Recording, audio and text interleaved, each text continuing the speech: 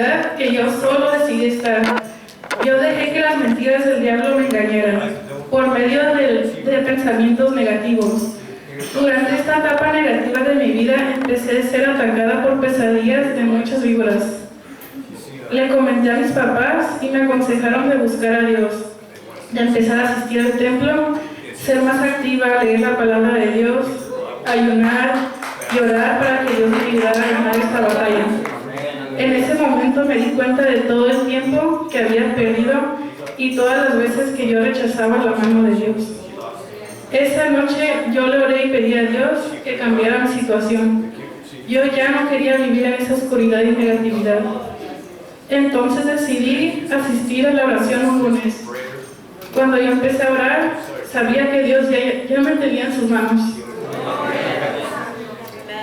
Porque mientras oraba, el hermano Ezequiel vino a orar por mí y me dijo: hace 4 semanas Dios puso en mi corazón que orara por ti. Y aquí estás. Si la víbora de Satanás te ha tratado de morder, en este momento la reprendo. No te va a tocar. Yo sé que es por la gracia de Dios que hoy estoy aquí y salí victoriosa en esta batalla. Quiero compartir 2 versículos que me ayudaron mucho. Salmos 91:13 es uno de ellos.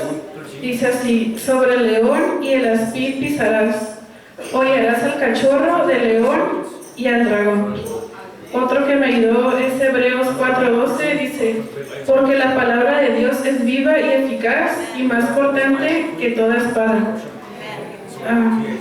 de 2 filos, y penetra hasta partir el alma y el espíritu, las coyunturas y los tuétanos, y discierne los pensamientos y las intenciones del corazón. Joven hermano o hermana, no pierdan esperanza. Dios es fiel y escucha sus peticiones. No les fallará nunca. Solo usted puede pelear su batalla. Nadie lo puede hacer por usted. Dios les bendiga y sigan adelante.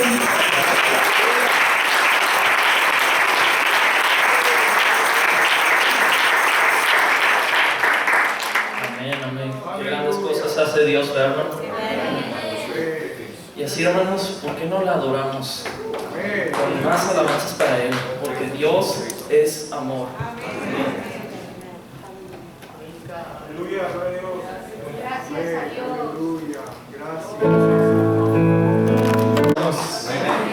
Primeramente, gracias a Dios por esta oportunidad, ¿verdad?, de estar aquí para compartir un breve consejo. Y también doy gracias a mi pastor por la confianza, ¿verdad?, de que nos brinda esta oportunidad. En esta ocasión quisiera dirigir este mensaje enfocado un poco en la juventud, pero va a aplicar para todos, ¿amén? Porque aquí todos somos jóvenes, ¿amén? En espíritu, aunque sea. Entonces, quiero que vamos a abrir nuestra Biblia en 1 Corintios, capítulo 1, verso 18.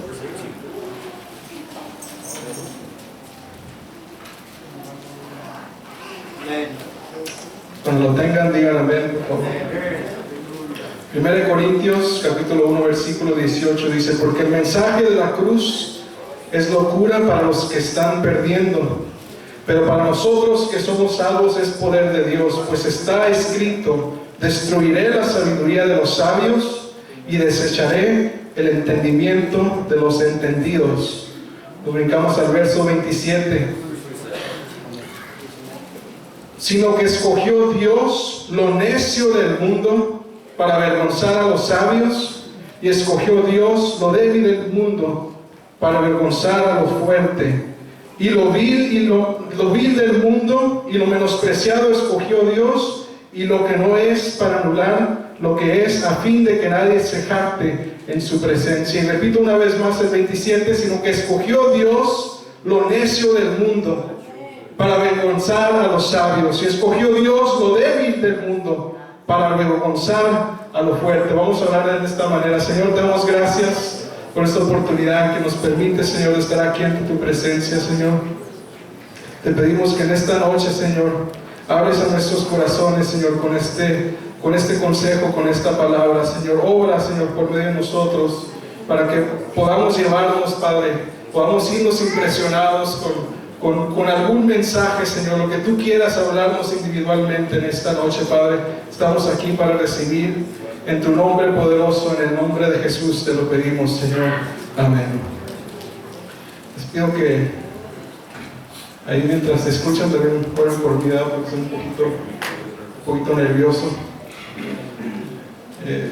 Siempre que yo me acuerdo del hermano Octavio, ¿verdad? Porque siempre dice, cada vez que me toca me pongo de más nervioso, y pues la verdad es que es algo que se hace con mucho respeto y con mucha reverencia, y creo que es un sentimiento normal. ¿Amén? Dice entonces, pero Dios escogió lo insensato del mundo, en otra versión, para avergonzar a los sabios, y escogió lo débil del mundo para avergonzar a los poderosos.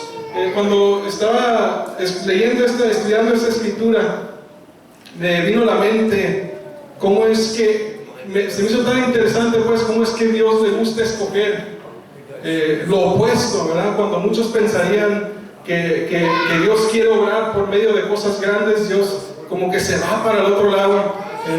Me recuerdo mucho esa frase que usa nuestro pastor, ¿verdad? Que cuando cualquier otro hubiera entrado por la puerta de enfrente, cuando Jesús viene a nacer, Él entra por la puerta de atrás, porque Él nace en un pesebre, no nació en un palacio. Y vemos tantos ejemplos de cómo Dios pone a prueba la sabiduría convencional del mundo. Lo que el mundo hubiera esperado, lo que los demás hubieran esperado, como que Dios le gusta retar eso, porque Él quiere manifestar su poder y quiere manifestar su gloria en diferentes situaciones en las que ninguna otra persona pudiera tomar gloria o crédito en ellas. Me pongo a pensar cómo es que a través de la historia vemos ejemplos. Probablemente si les pregunto, diría que estaría seguro de decir que el 80% de ustedes traen un aparatito en su bolsa que de repente hace soniditos, ¿verdad? Y que transmite imágenes, mensajes. Estos aparatos no sé, yo ahorita regresándome a la secundaria, antes no eran lo que son hoy, ¿verdad? Era antes un ladrillo lo que uno cargaba. Pero ahora celulares que hasta conectan, que son relojes, ¿verdad? Que ya ni siquiera parecen celulares.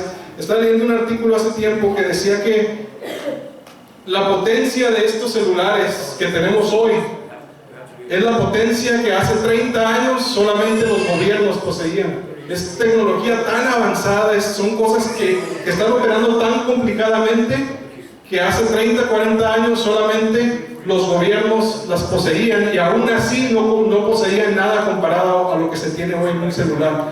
Se dice que lo que abarca un celular de hoy abarcaba 3 o 4 habitaciones antes, el tamaño, y ahora tenemos una cosita tan pequeña que es capaz de hacer tantas cosas. En las cosas de Dios es algo parecido, porque pareciera que a Dios le gusta usar cosas insignificantes, le gusta usar lo vil, le gusta usar lo menospreciado, le gusta usar cosas que el mundo nunca daría nada por ellas, porque Él quiere manifestar su gloria y quiere manifestar su poder. En Éxodo capítulo 3 vemos un ejemplo perfecto de esto. Cuando Moisés tiene un encuentro con Dios en el monte Horeb y se acerca a Moisés, dice la Biblia que le llamó la atención que estaba una zarza ardiendo y que no se consumía, y se acerca a él y él tiene un encuentro con Dios ahí en ese monte, porque él estaba huyendo de su propósito. Él tenía el propósito de que él tenía que liberar al pueblo de Dios, pero en esos 40 años duró en un desierto huyendo de su propósito, y ahí Dios tiene un confrontamiento con él, como lo hace con muchos de nosotros. Cuando tienes un propósito y te estás huyendo, te estás alejando de él, y Moisés le pone todo tipo de excusas a Dios que le da razones de las por qué él no puede ir delante de Faraón.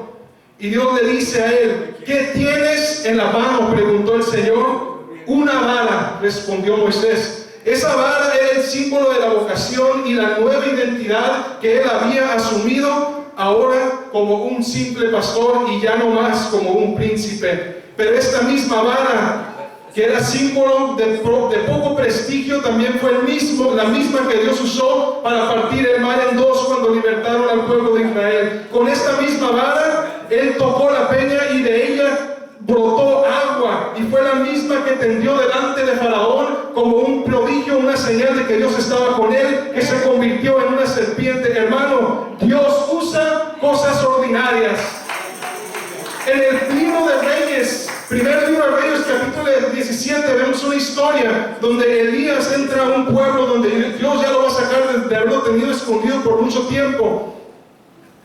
Dios lo manda a Sarepta de Sidón para que le reciba una viuda que le iba a dar de comer. Dice que cuando él entra al pueblo se topa con una mujer y él le pide a la mujer que ella le dé de comer. La primera mujer que ve, y ella le responde en el versículo 12, dice: no me queda ni un pedazo de pan, solo tengo un puñado de harina y la tinaja y un poco de aceite en el jarro. Precisamente estaba recogiendo unos leños para llevarnos a la casa y hacer una comida para mi hijo y para mí, porque esta será la última comida antes de morirnos de hambre. Pero aquí llega el profeta de Dios, y yo creo que este profeta ya tenía experiencia en saber que Dios podía hacer grandes cosas de lo pequeño, y él le dice de esta manera, le dice: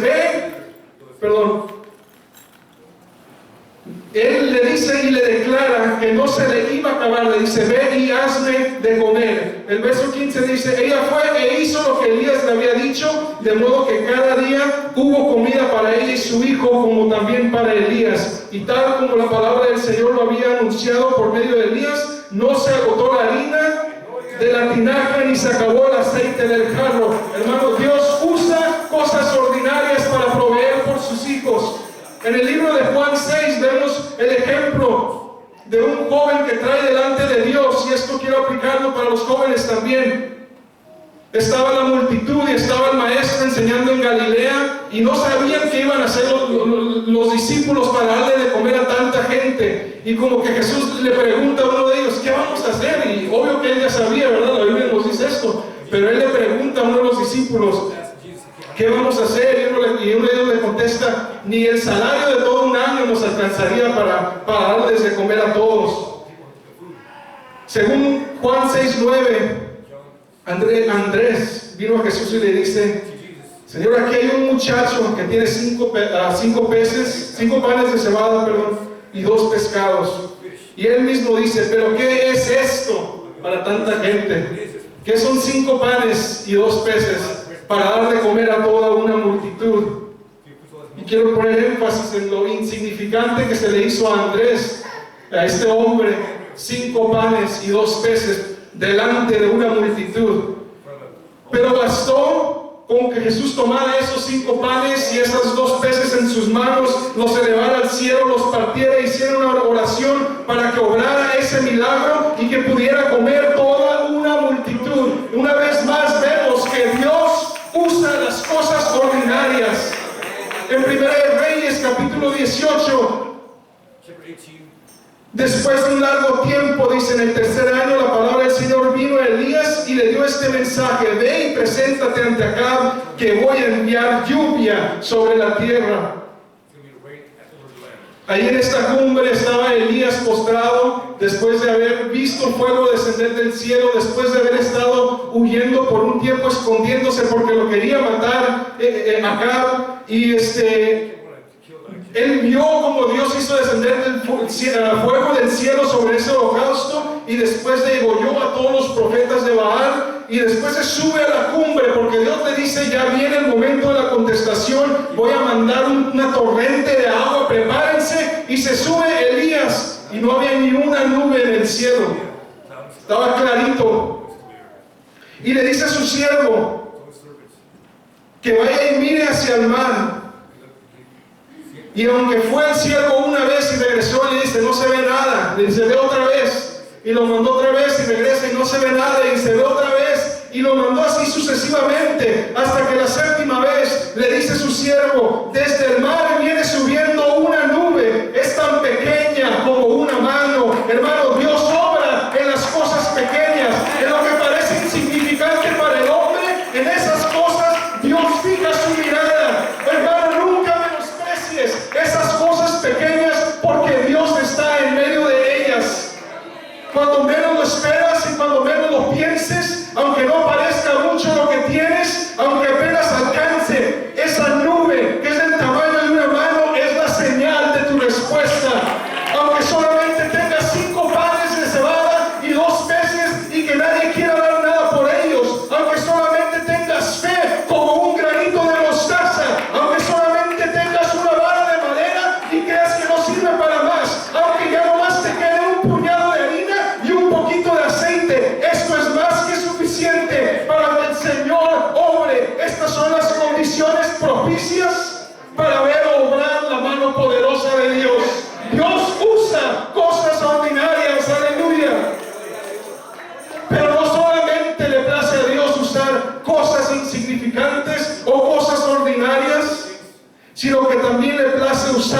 a personas comunes y a personas ordinarias, personas por las que nadie daría nada.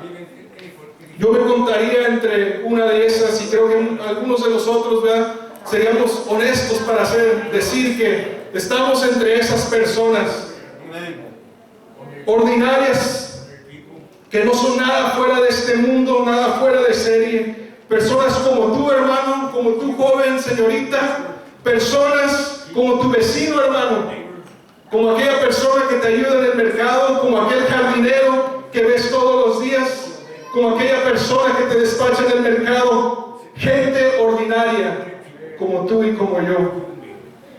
¿Cuántas personas ordinarias hay, hermanos, aquí en esta noche? Y la Biblia también está llena de ejemplos de cómo Dios quiere usar a hombres y a mujeres comunes, que aún a pesar de sus deficiencias, Dios puede usarlos grandemente. El primer ejemplo, Andrés, dice la Biblia que él fue el primer discípulo llamado por Jesús.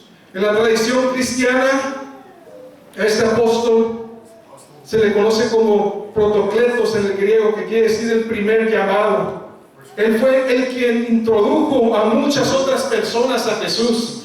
La Biblia también nos dice que él responde al llamado de Jesús de una manera inmediata. Estaba pescando él con su hermano Pedro y Jesús le dice: sígueme, y él deja sus redes y va en pos del maestro. Él mismo le presenta a Jesús, a Pedro, al Mesías, según Mateo 4:18. Hoy la tradición cristiana nos dice que Andrés fue el responsable de cristianizar lo que se conoce comúnmente como Turquía y algunas partes de Rusia. Pero antes de esto, Andrés era solamente un pescador. Dios usa a gente común. Génesis 37:47. En la Biblia, José era la mano derecha de Faraón. Él tenía el don de interpretar sueños, y la Biblia nos dice que también por medio de una interpretación él logró salvar a Egipto de 7 años de hambruna, y esto le dio una posición favorable en el palacio de estos gobernantes. Pero antes de esto, la Biblia nos dice que José comienza su vida como un esclavo de sus propios hermanos. Imagínense eso, que sus propios hermanos lo venden a la esclavitud, y después pareciera que no puede reducirse más cuando lo meten a la cárcel y se va de ser un esclavo a ser un prisionero.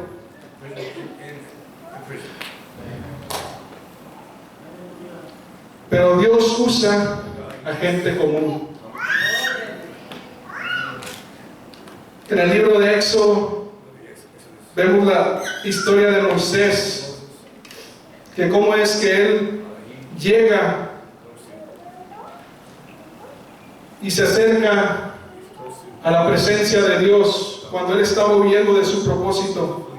Y Dios le dice que lo quiere usar, y repito lo que había dicho, Dios dice que le quiere usar, y le habla de su propósito, que él va a ir a liberar a su pueblo, que él va a ir delante de Faraón y le va a hablar y le va a decir todo lo que él le diga que diga. Y Moisés empieza a decir todas las excusas, todas las razones por las que él no puede ir delante de Faraón. Dice la Biblia que se le dificultaba el hablar a Moisés, tartamudeaba algunas palabras, y podríamos decir que, tomando todo esto en cuenta, tenía una excusa válida para no ir delante de un gobernante, tenía una excusa válida para no presentarse delante de una persona de tanto prestigio como lo sería un faraón. Él era por medio de adopción hijo de la hija de Faraón. Hechos 7:22 nos dice: así Moisés fue instruido en toda la sabiduría de los egipcios, y era poderoso en palabra y en obra. Y yo me puse a pensar cómo reconciliar este verso que dice que él era poderoso en palabra y en obra, pero él mismo está admitiendo que se le dificulta el hablar cuando él se pone delante de Dios. Y a la conclusión que llegué tras estar estudiando esto es que Moisés cumplía lo que hacía. Lo que sí decía que iba a hacer, eso lo hacía, porque cuando por fin acepta el llamado de Dios y por fin determina que sí va a seguir a Dios, Se presenta delante de Faraón y hace exactamente y dice exactamente lo que Dios le había llamado para que dijera. Dice la Biblia, esto es de la historia más bien, se piensa que de haber permanecido Moisés en la casa de Faraón, podría él haber llegado a ser, si no un faraón, un gobernante importante dentro de la tierra de Egipto. Este fue el mismo hombre que guió al pueblo de Dios a su libertad, y también fue el mismo que continuó liberándolos por muchos años en el desierto, el que Dios usó. Él iba delante de su pueblo, que dice que Dios usó prodigiosamente a Moisés. Pero antes de todo esto, sabemos que él estaba escapando, estaba huyendo de su pasado.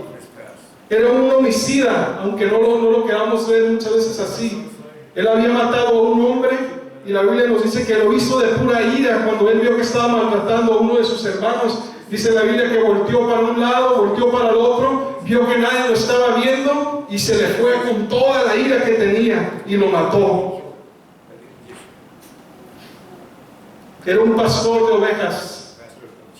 En el orden antiguo de los empleos y las profesiones, el ser pastor de ovejas era de lo más bajo. No tenía nada de prestigio. Se va de un palacio a hacer algo de lo más bajo. Y podemos ver una vez más, por el ejemplo de Moisés, que Dios usa a gente común y ordinaria. El libro de Jueces, capítulo 6, nos da el ejemplo de Gedeón. Dice la Biblia que él era el quinto juez de Israel, y su nombre significa destructor o guerrero poderoso, guerrero valiente que Dios usó para liberar a Israel de los madianitas. Pero antes de eso trabajaba en el campo, porque Dios usa a gente común. Mateo era uno de los 12 discípulos. Dice la Biblia que era un publicano, un recaudador de impuestos. Aunque tenían mucho dinero, tenían poco prestigio delante de los demás del pueblo, porque eran los que llegaban a tocarle las puertas cada año. Dicen que los publicanos se abría una licitación por parte del gobierno, y cada uno de ellos apostaban para ver si les tocaba esa plaza, y el que agarraba la plaza tenía el derecho, le tenía que pagar al gobierno una X cantidad de dinero, y él después iba y recaudaba toda esa cantidad, y lo que le sobraba se lo podía quedar. Así que no era nada popular Mateo, dice la Biblia que cuando va el maestro y le dice sígueme, automáticamente lo deja todo y lo sigue. Él es representante de todos aquellos que han dejado las riquezas y que han dejado lo material para seguir al maestro. De ser una persona que buscaba ganar dinero, se convierte en una persona que buscaba ganar almas. Después de recibir el Espíritu Santo en el día de Pentecostés, la Biblia nos dice, la tradición, más bien histórica, nos dice que él sale a evangelizar en Etiopía. Pero antes de eso, él era un publicano, no lo querían sus hermanos, no lo quería la gente, y aunque posiblemente tenía las riquezas y el dinero, él no tenía. Lo que era más importante era estar en comunión con sus hermanos. Vemos una vez más que Dios usa a gente común.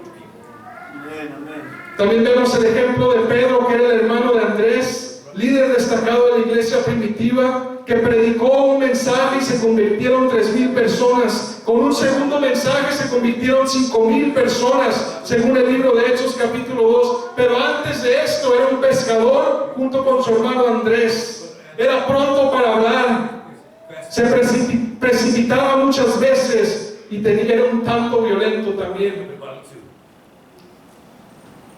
Quizá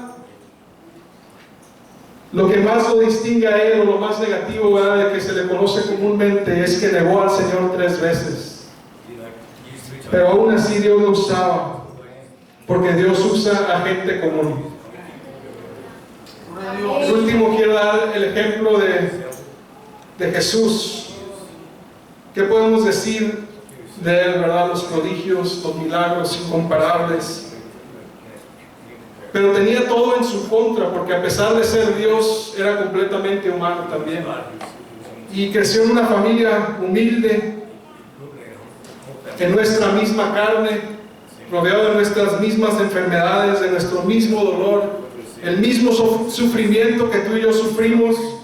Él lo padeció también.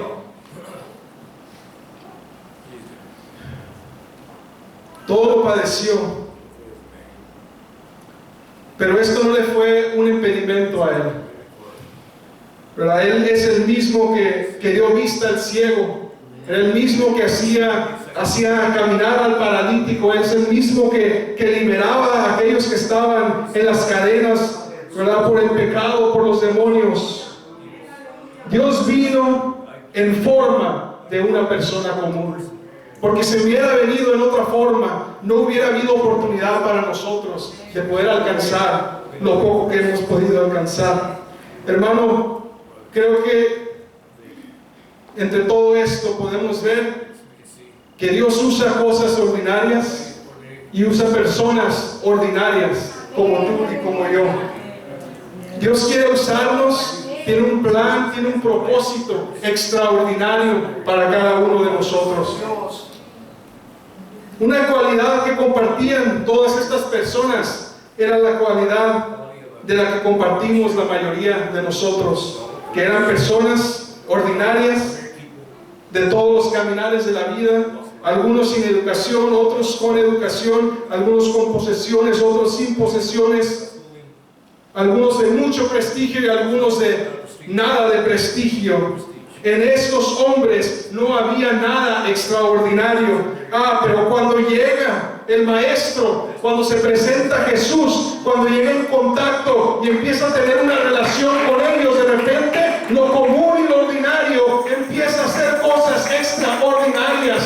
Y eso es lo que Dios quiere hacer en nuestras vidas, y lo que quiere hacer en nuestras casas, lo que quiere hacer con esta juventud, lo que quiere hacer con esta iglesia, que lleguemos en contacto con lo extraordinario, para que lo común de nosotros, de esta carne, de esta vida, se pueda convertir en algo extraordinario.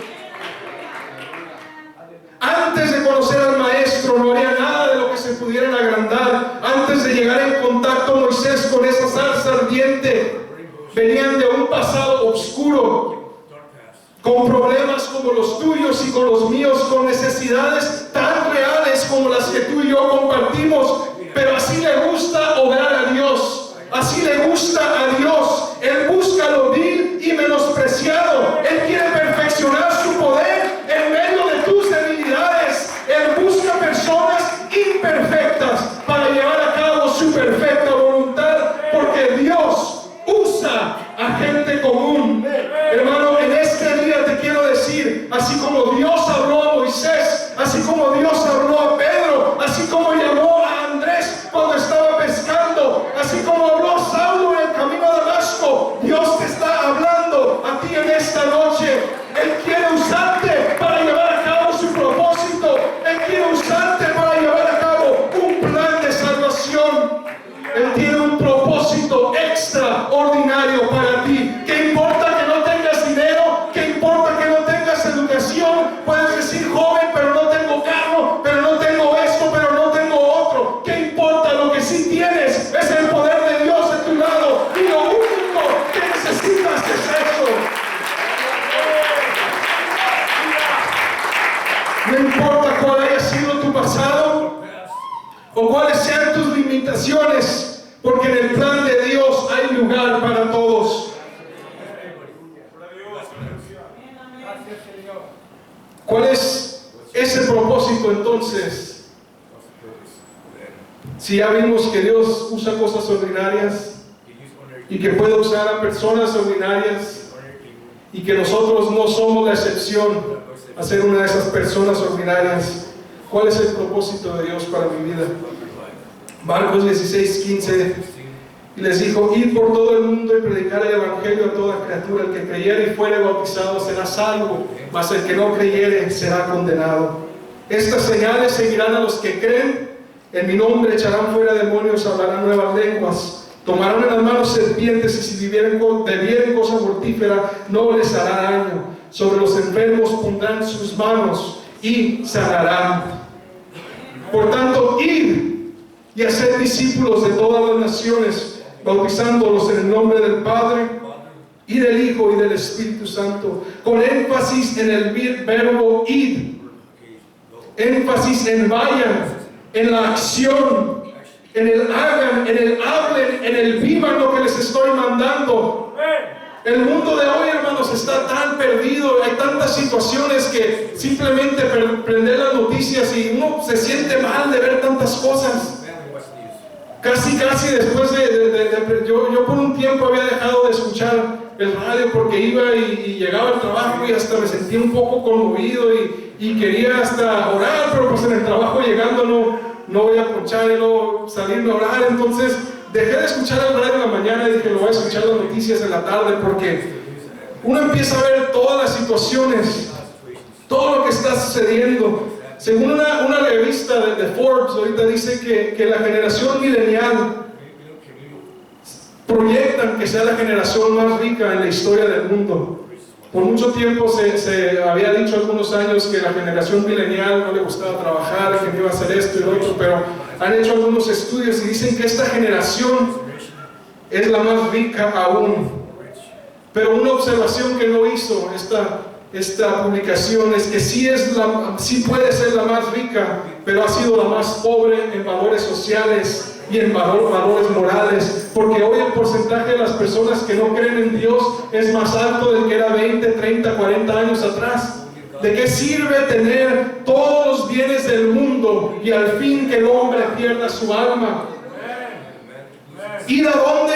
A tu familia, joven, a tu escuela, en tu trabajo, con tus hermanos. Ir a la viuda, ir al necesitado, a todo aquel que tenga hambre, a ese tenemos que ir. 1 Timoteo 2:3 dice, esto es bueno y agradable a Dios nuestro Salvador, pues Él quiere que todos sean salvos y lleguen a conocer la verdad.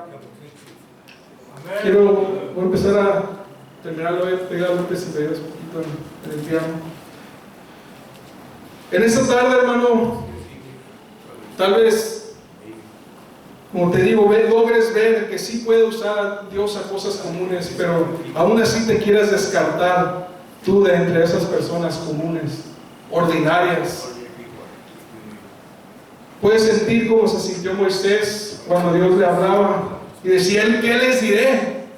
¿Quién les voy a decir que me está mandando? Decía Moisés. Cuando me pregunten, cuando empiecen a indagar el pueblo de Dios y tu pueblo, Señor, y me empiezan a preguntar, ¿quién te manda? ¿Qué les voy a decir? Él les decía, yo no puedo hablar, yo no tengo palabras, yo no tengo la facilidad para poder decirles algo. Hermano, el mensaje que les vamos a predicar a una generación perdida, joven, porque yo entiendo que hoy en la escuela las filosofías de esta nueva era están atacando como nunca antes tu creencia y tu fe. Te quiero decir que lo único que tienes que hacer es hablar el mensaje que ya está escrito. La palabra de Dios no ha cambiado, no cambió ayer, no cambió hoy, no cambiará mañana, porque dice la Biblia que su palabra es la misma. No vas a ir a predicar tu evangelio, vas a ir a predicar el evangelio de Cristo. Y este evangelio es un evangelio que está investido de poder. Dice Hebreos 4:12, porque la palabra de Dios es viva y es eficaz y más cortante que toda espada de dos filos. Así que no importa qué arma traiga el enemigo en tu contra, si tú vas cargado con la palabra de Dios, vestido con ese mismo poder, no habrá nada que pueda derrotar. Aleluya. No habrá nada. Hace algunos años tuve el privilegio de servir en esta iglesia como líder de jóvenes, y en ese primer año uno entra con tanto optimismo, con tantas ganas de hacer cosas, que a lo mejor quizá a la mitad del año empieza uno a menguar un poco por cualquier situación o cualquier problema. Pero ese año empezamos con todo, y me acuerdo que fuimos a evangelizar al trolley. Acostumbrábamos ir los martes y repartíamos folletos, llevábamos guitarras, los jóvenes, y cantábamos. Y algunas personas le compartíamos, tampoco nos gustaba ir, y que nos gustaba que la gente se acercara cuando empezaron a oír los himnos y sabíamos que Dios, esas eran las personas con las que Dios quería tratar. Y un día que íbamos llegando, repartimos folletos como un día normal, pero ninguna persona se acercó y preguntó, y a las personas que sí nos medio quisimos acercar, como que nos hacían caras, ¿verdad?